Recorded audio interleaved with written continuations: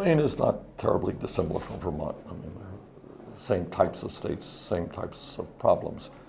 Both states have a significant elderly population, and many seniors are struggling today. That's why I believe, unlike my Republican friends who want to cut Social Security, I believe we should expand Social Security benefits.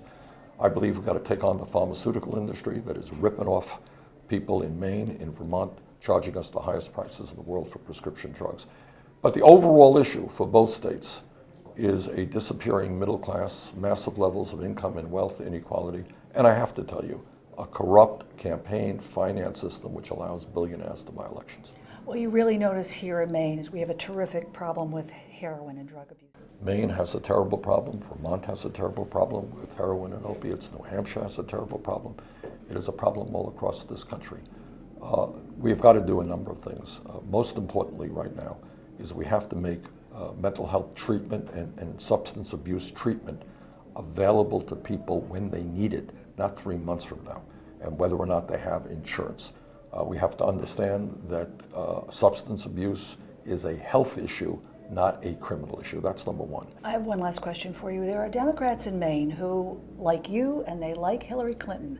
As we head into the caucus this weekend, what would you say to those people who may be leaning towards you, but in the wake of yesterday, looking at the math and saying it may not happen? Let's be clear. I know the media spins things. Do you know what happened yesterday? We won more delegates than Secretary Clinton here in New England, okay, between Vermont and Massachusetts. We won in the Rocky Mountains with a landslide in Colorado, a landslide in the Midwest in Minnesota, and a very strong victory in Oklahoma. Secretary Clinton won the South, and that's fine. But you know what? The likelihood is, unfortunately, that no Democratic candidate for president is going to win the South. So we think we have a path toward victory.